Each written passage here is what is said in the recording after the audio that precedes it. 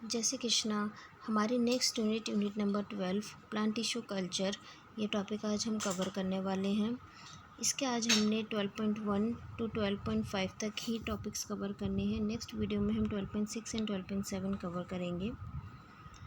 First of all हम इसमें देख लेते हैं कि आपका जो चैप्टर से रिलेटेड है plant tissue culture. Previous video में हमने ऑलरेडी प्लांट टिश्यू कल्चर के बारे में पढ़ा था। आज के चैप्टर में हमने इसके एप्लीकेशंस के ऊपर पढ़ना है कि डिफरेंट हमारे पास प्लांट टिश्यू कल्चर के एप्लीकेशंस होते हैं और वो कैसे हमारे लिए यूज़फुल होंगे, उसको हमने आज यहाँ पर देखना है। First of all some of the major applications are given below. First is clonal propagation. Clonal propagation में बेसिकली क्या होगा, मल्टीप्लिकेशन होती है आपके आइडेंटिकल या फिर कह लो आइडेंटिकल कॉपीज़ होती है इंडिविजुअल प्लांट्स की। So we can define clonal propagation as it is a multiplication of genetically identical copies of individual plants और clones through the process of asexual reproduction. तो इसमें बेसिकली क्या क्या इन्वॉल्व होने वाला है, एपिकल शूट्स की कल्चरिंग करेंगे या फिर हम कल्चर करेंगे एक्सिलरी बर्ड्स की, मेरिस्टम्स की, कहाँ पर एक सूटेबल मीडियम में, सो दैट इसकी फर्दर ग्रोथ हो सके। इसके बाद इसके शूट मेरिस्टम क्रिएट हो और फिर बाद में इसके रूट मेरिस्टम क्रिएट हो और अल्टीमेटली हमारे पास प्लांटलेट्स प्रोड्यूस हो जाए। सो क्लोनल प्रोपगेशन जो है कि रैपिड और लार्ज स्केल प्रोडक्शन है प्लांट्स की सेम जेनेटिक स्टॉक से every time, because asexual reproduction हो रही है और मास प्रोडक्शन हो रही है, आइडेंटिकल कॉपीज़ हो रही है, इसलिए हमने इसको क्लोनल प्रोपगेशन भी बोला हुआ है। सो इसका बेनिफिट क्या होगा, जब हमारे पास क्लोनल प्रोपगेशन होगी तो हम जो प्लांट्स हमारे पास आएंगे वो डिजीज़ रेजिस्टेंस होंगे, उनके अंदर डिजीज़ नहीं होगी। Multiplication of sexually derived sterile hybrids, हम स्टेरल हाइब्रिड्स को प्रोड्यूस कर सकते हैं। कोई ऐसी ट्री स्पीशीज़ होती हैं या प्लांट स्पीशीज़ होती हैं जिनकी सीड काफ़ी डोमिनेंसी फॉलो करते हैं, तो हमें हेल्पफुल होगी उस सीड डोमिनेंसी को ओवरकम कराने के लिए, और साथ ही साथ में वैल्यूएबल जर्म प्लाज्म का स्टोरेज करने में भी हमारे को क्लोनल प्रोपगेशन बहुत हेल्पफुल होता है। सो यहाँ पर बेसिकली आपको पूरा प्रोसेस दे रखा है कि क्लोनल प्रोपगेशन से हम कैसे प्रोड्यूस करते हैं क्लोन्स को। हमने एक्सप्लांट लिया, एक्सप्लांट मैंने आपको प्रीवियस वीडियो में बताया है, प्लांट का कोई भी पार्ट जिसको हम कल्चरिंग के लिए यूज़ कर रहे हैं उसको हम एक्सप्लांट कंसीडर करते हैं। एक्सप्लांट को हमने मीडियम में यहाँ पर फर्दर डेवलप करवाया है। जो हमने मीडियम बनाया था, एमएस मीडियम होता है हमारे पास, डिफरेंट टाइप्स ऑफ मीडियम होते हैं, कॉम्पोजिशन एंड ऑल हमने ऑलरेडी प्रीवियस वीडियो में कवर कर लिया है। एक्सप्लांट ने मीडियम में ग्रो किया और उसने कैलस फॉर्मेशन किया। कैलस जो होता है it is a group of undifferentiated cells जो फर्दर कभी भी किसी भी पार्ट में डेवलप हो सकते हैं, फर्दर डिफ्रेंशिएट हो सकते हैं would say. So callus formation हुई है, कैलस फॉर्मेशन के बाद यहाँ पे शूट डेवलपमेंट हुई है, फिर शूट की मल्टीप्लिकेशन हुई, शूट के बाद यहाँ पर रूटिंग सिस्टम हुआ है, उसके रूट डेवलप हुए। तो शूट और रूट के बाद हमारे पास प्लांटलेट आया, प्लांटलेट के बाद हमने इसको एक्लेमेटाइज करवाया, हार्डनिंग करवाई और फिर हमारे पास एक प्लांट हो गया। तो हमारे पास ये पूरा का पूरा प्रोसेस है कि कैसे क्लोनल प्रोपगेशन होती है। नेक्स्ट जो हमारा एप्लीकेशन है वो है वायरस फ्री प्लांट। तो हम यहाँ से वायरस फ्री प्लांट कैसे प्रोड्यूस कर सकते हैं, ये बहुत इम्पॉर्टेंट है। हम सबको पता है हमारा मेन जो मोटिव रहता है वो रहेगा कि प्लांट्स जो है वो किसी तरीके से इन्फेक्टेड ना हो, अगर हम उसको लार्ज स्केल पे प्रोड्यूस कर रहे हैं किसी भी क्रॉप्स को। सो ये कमर्शियल लेवल पे बहुत इंपॉर्टेंट पॉइंट है, बहुत इंपॉर्टेंट एप्लीकेशन है। और ये वायरस फ्री प्लांट जो है इकोनॉमिकली भी बहुत इंपॉर्टेंट है। और हम वायरस फ्री प्लांट्स कैसे प्रोड्यूस कर सकते हैं, हम मेरिस्टम को यूज़ कर सकते हैं, मेरिस्टम कल्चरिंग को यूज़ कर सकते हैं। 10+2 में अगर आपके पास आपने एनसीईआरटी पढ़ी होगी तो उसमें प्लांट में बता रखा है जो मेरिस्टम होता है वो ग्रोइंग पार्ट होता है प्लांट का, तो बहुत कम चांसेस होते हैं कि ये इन्फेक्टेड हो। सो इसलिए हम प्लांट स्पीशीज़ को रेज कर सकते हैं मेरिस्टम कल्चरिंग करके। इसका एक एग्जांपल गिवन है, potato virus x from the potato and the mosaic virus from the cassava have been removed using the same plant tissue culture technique। तो हमारे पास कुछ पोटैटो वायरस एक्स और मोज़ेक वायरस थे जो प्लांट को infect कर रहे थे। तो अब हमने ऐसे हमने प्लांट्स क्रिएट कर लिए हैं, ऐसे प्लांट्स हमने प्रोड्यूस कर लिए हैं प्लांट टिश्यू कल्चर की हेल्प से, जहाँ से इरेडिकेट हो गए हैं ये वायरस। ओके, तो ये हमारा सेकेंड बेनिफिट हो गया कि हमारे पास वायरस फ्री प्लांट्स आएगा। नेक्स्ट हमारे पास होता है सिंथेटिक सीड्स। सोमेटिक एम्ब्रियोज जो हम टिश्यू कल्चर की हेल्प से सोमेटिक एम्ब्रियोज प्रोड्यूस करते हैं उनको हम एनकैप्सुलेट कर सकते हैं। एनकैप्सुलेट मतलब उसे कैप्चर कर लेना, उसे कैप्सूल की तरह अंदर भर के रख देना। ओके, सो हमने बेसिकली क्या करना है, यहाँ पे सिंथेटिक सीड्स प्रोड्यूस करने हैं। सिंथेटिक सीड्स में आपके सोमेटिक एम्ब्रियोज को हमने एनकैप्सुलेट कर लिया किसी सूटेबल मैट्रिक्स में, और ये मैट्रिक्स जो होगा ये सोडियम एल्जिनेट का होता है। ओके, और उसके साथ हमने सोमेटिक एम्ब्रियो के साथ हमने कुछ सब्सटेंसेस भी ऐड कर दिए, जैसे mycorrhiza, insecticide, fungicides, herbicides, so that ultimately हमारे पास एक आर्टिफिशियल सीड होगी। ठीक है, और ये जो सीड्स होते हैं हम इसको यूटिलाइज़ कर सकते हैं मास प्रोडक्शन करने के लिए किसी भी प्लांट स्पीशीज़ का। अभी सिंथेटिक सीड्स बनाने का एडवांटेज क्या है, क्यों ज़रूरत पड़ी हमें सिंथेटिक सीड्स प्रोड्यूस करने के लिए? पहला, सिंथेटिक सीड्स को इजीली हैंडल कर सकते हैं, इजीली डिलीवर कर सकते हैं। ओके, और इसको हम स्टोर कर सकते हैं विदाउट लॉस ऑफ वायबिलिटी। हमें कोई डर नहीं होगा इसके वायबल ना होने का, तो इसकी वायबिलिटी मेंटेन रहेगी। और हम इसको नॉर्मल नेचुरल सीड्स की तरह without any acclimatization in greenhouse easily sow कर सकते हैं। ईज़िली इसको हम यूज़ कर सकते हैं इसको फर्दर प्लांट की तरह ग्रो करवाने के लिए। नेक्स्ट हमारा फोर्थ एप्लीकेशन है breaking dormancy. Embryonic culture technique helps in reducing the period of seed dormancy.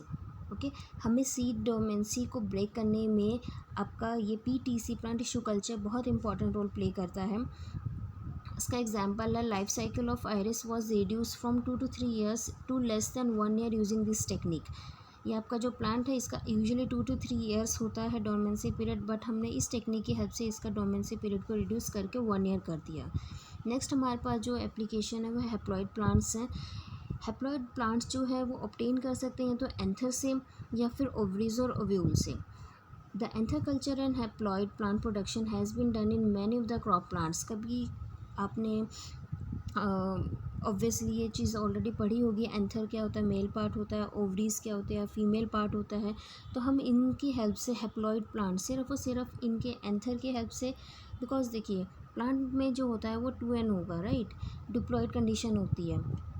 अगर हम इसका सिंपल एंथर कंसीडर करें, मतलब एन कंसीडर करें, या फीमेल के केस में ओवरीज का एन कंसीडर करें, तो वो हैप्लॉइड होगा, हैप्लॉइड सेट होगा, राइट। तो यहाँ से इसका नाम आ गया हैप्लॉइड प्लांट्स। अब इनकी इंपॉर्टेंस क्या है, क्यों इंपॉर्टेंट हुई है?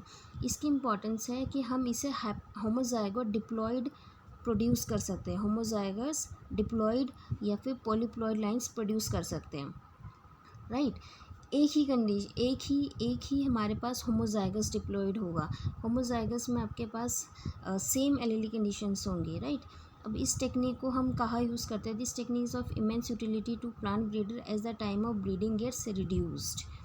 कई बार केसेस ऐसे होते हैं कि क्रॉसिंग करने के बाद प्लांट्स का जो वायबिलिटी है वो इंक्रीज़ होने के बजाय रिड्यूस हो जाएगा, बट अगर हमारे पास हमारे फेवरेबल फीचर्स प्रेजेंट होंगे तो हम उसको ही कंटिन्यू करके फर्दर ग्रो करवा सकते हैं। ओके, सो यहाँ पर आपके पास the double haploids become pure breeding new cultivators.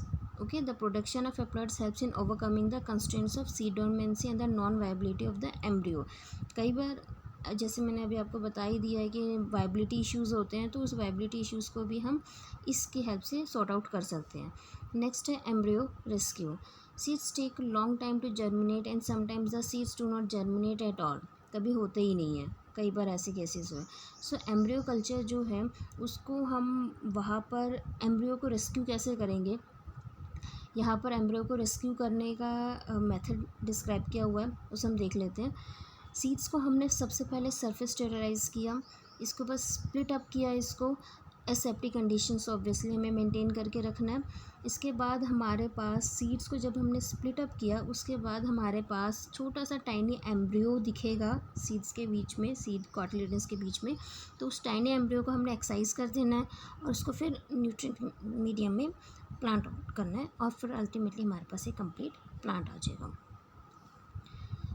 Next भी है प्रोडक्शन ऑफ सेकेंडरी मेटाबोलाइट्स।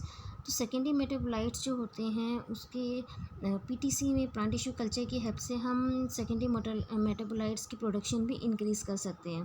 जो हमारी मेन फार्मेसी होती है, मेडिसिन होती है, इंडस्ट्री होती है, वहाँ पर आपका सेकेंडरी मेटाबोलाइट बहुत इंपॉर्टेंट रोल प्ले करता है।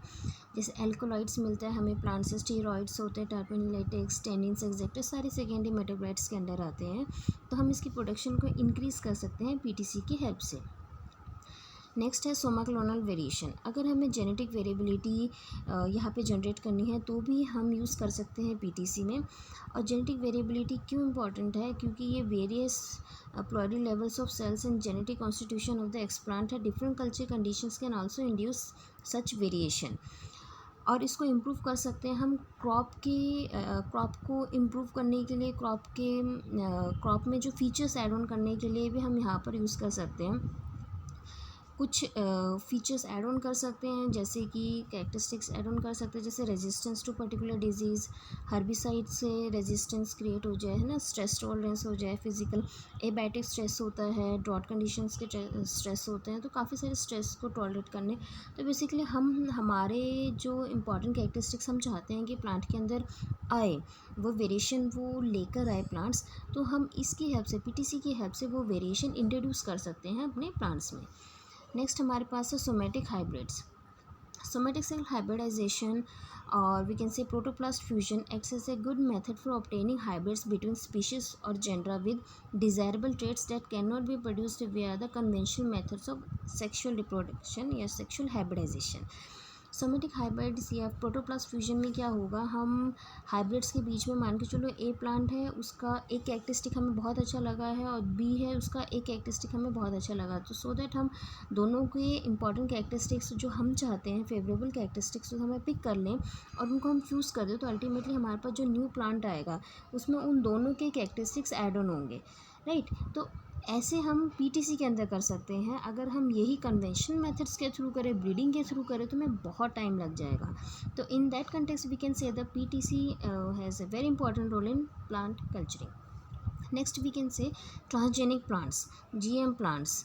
ओके, इसमें क्या होगा, आपके जेनेटिकली मॉडिफाइड प्लांट्स होते हैं, इनके अंदर हम ऐसे जीन्स को इनकॉर्पोरेट कर देंगे जो कि डिफरेंट ट्रेट्स जैसे कि insect resistance, herbicide tolerance, delayed ripening, increase amino acid, vitamin content improve, ये सारी क्वालिटीज़ वो जीन, ऐसे जीन्स को हमने इंट्रोड्यूस करना है प्लांट्स में, ताकि वो इन कैरेक्टरिस्टिक्स को, इन ट्रेट्स को शो करें, प्रोड्यूस करें। इसका एक एग्जांपल है एग्रोबैक्टीरियम मेडिएटेड इनडायरेक्ट प्रोसेस। इसमें हमने वेक्टर लिया एग्रोबैक्टीरियम, और इसकी हेल्प से हमने प्लांट के अंदर हमारे डिज़ायरेबल कैरेक्टरिस्टिक से डिज़ायरेबल जीन, जेनेटिक मटेरियल को इंट्रोड्यूस करके काफ़ी सारे वैरायटी के क्रॉप्स प्रोड्यूस करे हैं। नेक्स्ट है प्लांट जर्म प्लाज्म कंजर्वेशन। तो हम जर्म प्लाज्म कंजर्वेशन या प्रिजर्वेशन के लिए भी पीटीसी को यूज़ कर सकते हैं। Okay, conservation of germplasm involves the preservation of the genetic diversity of particular plant or genetic stock for its use at any time in future. Okay, so ये important है। अब आपका जो कंजर्वेशन है वो या तो इन सिटू होगा या एक्स सिटू होगा। अगर हम नेचुरल हैबिटेट के अंदर कर रहे हैं तो इन सिटू है, अगर हम इसको इन विट्रो कल्चर्स या फिर जीन बैंक आपके नेचुरल कंडीशन में नहीं कर रहे हैं तो वो एक्स सिटू होगा। लैब कंडीशंस में करेंगे तो आपका एक्स सिटू होगा। नेक्स्ट जो एप्लीकेशन हम डिस्कस करेंगे वो है बायोमास प्रोडक्शन के लिए। ओके, यहाँ पर हम क्या करने वाले हैं, बायोमास प्रोडक्शन करेंगे। Plant tissue culture has proved useful in improving the capacity of plant to produce the more biomass by providing appropriate conditions such as suitable culture media, optimum culture conditions, nutrient medium. इनकी help से हम biomass को काफ़ी ज़्यादा increase कर सकते हैं, improve कर सकते हैं। सो यहाँ पर आपको ओवरव्यू दिया हुआ है डिफरेंट एप्लीकेशंस को, जो हमने ऑलरेडी डिस्कस कर दिया है कि पीटीसी की हेल्प से हम सिंथेटिक सीड्स क्रिएट कर सकते हैं, disease free plant, preservation, clonal propagation है, सेकेंडरी मेटाबोलाइट्स हैं, somatic hybridization, somatic embryogenesis, genetic transformation. तो ये काफ़ी सारे हमारे पास एप्लीकेशंस आ गए। नेक्स्ट जो है वो है माइक्रो प्रोपगेशन। अब माइक्रो प्रोपगेशन क्या है, ये बेसिकली एक मेथड है जिसमें हम क्लोनल प्रोपगेशन कर रहे हैं under in vitro conditions. right? So clonal propagation under in vitro condition is called micropropagation. A large number of same type of plants can be obtained in a relatively short period of time from a single individual. Okay, so ये clonal propagation जो है उसी का ही हम बोल सकते हैं micro propagation is only commercially viable method of clonal propagation. तो क्लोनल प्रोपगेशन को ही फर्दर हमने कमर्शियलाइज जब कर दिया है, कमर्शियली वाइबल हो गए प्लांट्स, उसको हमने माइक्रो प्रोपगेशन बोल दिया। सो बेसिकली हम इसमें करने क्या वाले हैं, तो ये कौन से स्टेप्स हैं हम उसको एक बार देख लेते हैं। सबसे पहले हमारे पास प्लांट मटेरियल है, ऑफ कोर्स हमने उसको स्टेरिलाइज करना है, फिर एक्सप्लांट उससे ऑब्टेन करना है, अगेन हमने सरफेस स्टेरिलाइजेशन करनी है हमारे एक्सप्लांट की। इसके बाद हमने उसको न्यूट्रिएंट मीडियम में ग्रो करवाना है। अब उसके ऑर्गेनोजेनेसिस होगी, ऑर्गेनोजेनेसिस मतलब उसके रूट और शूट डेवलप होंगे, ओके, या फिर उसमें कैलस प्रोड्यूस होगा तो वहाँ पे एम्ब्रियोज होगा, ऑर्गेनोजेनेसिस अगेन। तो अल्टीमेटली हमारे पास जो है प्लांटलेट, रूटेड प्लांटलेट मतलब रूट एंड शूट प्लांट, हमारे पास अच्छे खासे प्लांटलेट्स आएंगे। उसके हम एक्लिमेटाइजेशन करेंगे, फिर उसको ट्रांसफ़र करेंगे सॉइल में, फिर उससे हम अगेन साइकिल रन होगा, उसमें से क्लोन करेंगे, उसमें से हमने उस प्लांट का मटेरियल लेना है, सरफेस स्टेरिलाइजेशन करना है, एक्सप्लांट लेना है, तो साइकिल ये चलती रहेगी माइक्रो प्रोपगेशन की। अब कौन कौन से एक्सप्लांट्स हम माइक्रो प्रोपगेशन में यूज़ करते हैं उसको देख लेते हैं। ऑर्किड्स में हमने शूट टिप लिया है, ओके, ऑक्सिलरी बड्स ले सकते हैं, हम फ्लावर स्टॉक कंसिडर कर सकते हैं, हम लीफ टिप कंसिडर कर सकते हैं, लिटरल बड ले सकते हैं, inflorescence segment we can take, root tips, nodal segment, ये सारे आपके एज ए एक्सप्लांट यूज़ करने वाले हैं हम। सो इसमें हमने प्रोसेस क्या करना है, सबसे पहले हमने डोनर प्लांट को प्रिपेयर करना है। इनिशियल स्टेज में हमने सरफेस स्टेरिलाइजेशन करनी, जो हमने ऊपर फ्लोर चार्ट पढ़ा है ना उसी को यहाँ पर डिटेल में बताया हुआ है, और आई गेस हम इसको ऑलरेडी पढ़ चुके हैं तो इसलिए मैं ये चीज़ें स्किप कर रही हूँ, ज़्यादा डिटेल में नहीं बताऊँगी, सिर्फ एक ब्रीफ बता देती हूँ कि सबसे पहले हमने एक्सप्लांट को सरफेस स्टेरिलाइज किया है, न्यूट्रिएंट मीडियम हमने उसको ट्रांसफ़र कर दिया, सरफेस स्टेरिलाइजेशन से उसके जितने भी कंटेमिनेशन हैं वो वहाँ से रिमूव हो जाएंगे। इसके बाद उसकी फ़र्दर उसको हमने 24 डिग्री सेल्सियस है ना लाइट इतना प्रोवाइड किया है, प्रॉपर हमने उसको कल्चर मीडियम में रखा, कल्चरल रूम में रखा, तो उसके हमने फिर मल्टीप्लिकेशन करी है। नेक्स्ट क्या है उसमें इसके बाद transfer of shoots to a medium that helps in the formation of roots. Shoots पहले बनेंगे, इसके बाद हमने रूटिंग स्टेज में ऐसे मीडियम में उसको रखना है सो दैट उसमें से रूट्स प्रोड्यूस हो। इसके बाद एक्लिमेटाइजेशन स्टेज है ना, उसको थोड़ी हार्डनिंग करनी, उसको हार्ड कंडीशंस देने हैं सो दैट वो एक्चुअल एनवायरनमेंट में जब आए तो वो प्रॉपर ग्रो कर सके। तो ये हमारे सारे स्टेप्स कंप्लीट होते हैं। अब इसके एडवांटेज क्या है माइक्रो प्रोपगेशन के, हमारे क्या यूजेस है जो हम इसको कर रहे हैं, ओके। इसमें ये हमारे पास है कि हमारे पास प्लांट क्लोन्स कम से कम टाइम पे ज़्यादा से ज़्यादा अमाउंट में प्रोड्यूस हो सकते हैं। We can get more than this much plants per year from one explant through micro propagation. See how huge this number is. Then culture is initiated from a small part. हमें बहुत बड़ा कोई part नहीं चाहिए, है ना हमें बहुत ज़्यादा स्पेस चाहिए, इतना कल्चर रूम का स्पेस ही काफ़ी है हमारे पास इतने प्लांटलेट्स के लिए। नेक्स्ट हमारे पास डिजीज़ फ्री प्लांट्स आएगा, और हमारे पास नेक्स्ट है कि हम प्लांट की प्रोडक्शन बहुत ज़्यादा कर सकते हैं। अदरवाइज़ जैसे ये प्लांट्स हैं बर्बलस क्रॉप्स और नार्सिसस, कुछ ऐसे प्लांट्स होते हैं, कुछ ऐसे क्रॉप्स होते हैं जिनका प्रोपगेशन रेट बहुत स्लो है। तो माइक्रो प्रोपगेशन की हेल्प से हम ऐसे प्लांट्स जिनका प्रोपगेशन बहुत स्लो है उनका प्रोडक्शन लार्ज स्केल पे कर सकते हैं, और हम स्टेरल हाइब्रिड्स भी प्रोड्यूस कर सकते हैं। जैसे कि vegetative propagation of sterile hybrids can be done to get seed production, for example cabbage. अब कुछ इसके डिसएडवांटेजेस भी होंगे, वो देख लेते हैं हम।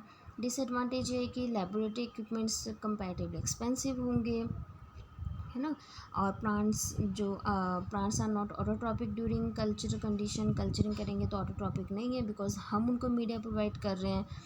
Plants are poorly adapted to field conditions, उनको एक्लिमेटाइज करनी है, और जेनेटिक चेंजेस के रिस्क होते हैं। मास प्रोपगेशन सारे क्रॉप्स का पॉसिबल नहीं है, ओके। तो इसलिए हम यहाँ पर जैसे कि आप देख सकते हो यहाँ पे एग्जांपल गिवन है, प्लांट जैसे cowpea is a highly recalcitrant and attempts to regenerate it using in vitro culture experiments have not been very successful. Next हमारे पास वुडी प्लांट्स, उसको भी हम नहीं कर सकते हैं। ओके, सो एक्सप्लांट जो होगा has different in vitro growth rates and maturation, hence uniform growth हम नहीं देख सकते कि सभी एक्सप्लांट्स का यूनिफॉर्म ग्रोथ हो।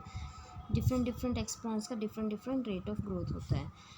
नेक्स्ट है haploid production through androgenesis and gynogenesis. अब हम हैप्लॉइड प्रोडक्शन करने वाले हैं। जैसे मैंने आपको जब हमने प्लांट टिश्यू कल्चर का एप्लीकेशन पढ़ा तो वहाँ पे मैंने आपको कहा था एंड्रोजेनेसिस एंड गायनोजेनेसिस हमारे पास 2 मेथड्स होते हैं हैप्लॉइड के लिए।